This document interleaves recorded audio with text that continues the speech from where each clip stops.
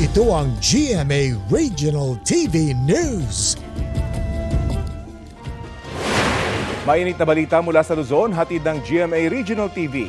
Huli kamang pagtangay ng malakas na agos ng ilog sa dalawang binatilyo sa Mangaldan, Pangasinan. Chris, nasagip pa sila?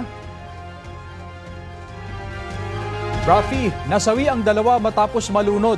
Sa video, kita ang apat na magkakaibigang naliligo sa Angalacan River.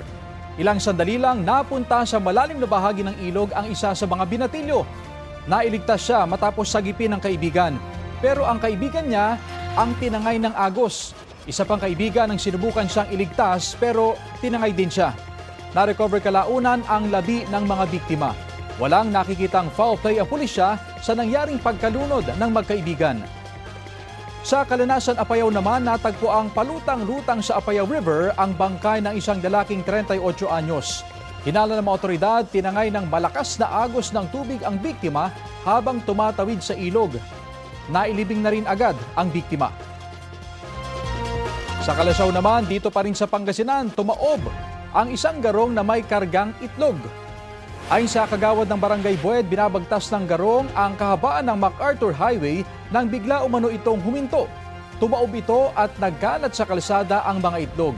Hindi naman nasakta ng driver at hindi na rin inireport ang aksidente sa pulisya. Sa Maasim, Sarangani, nasawi ang driver ng isang dump truck na nahulog sa bangin. Ayon sa pulisya, nawalan ng preno ang sasakyan sa bahagi ng matarik na kalsada sa Barangay Tinoto. Nawasak ang dump truck. Dumating ang rescuers at sinaklolohan ang driver. Idineklara siyang dead on arrival sa ospital dahil sa matinding tama sa ulo. Sinusubukan pang kunan ng pahayag ang mga kamag-anak ng driver.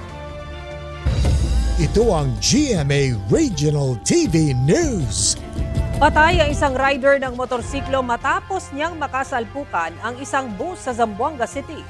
Base sa investigasyon, binabaybay ng dalawang sasakyan ang magkabilang linya ng National Highway sa Barangay Mercedes nang magkasalubong at magbanggaan.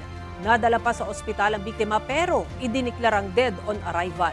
Inaalam pa ng pulisya kung nakainom ang biktima. Sinusubukan pang kunan ng pahayag ang driver ng bus na nasa kustudiya ng pulisya.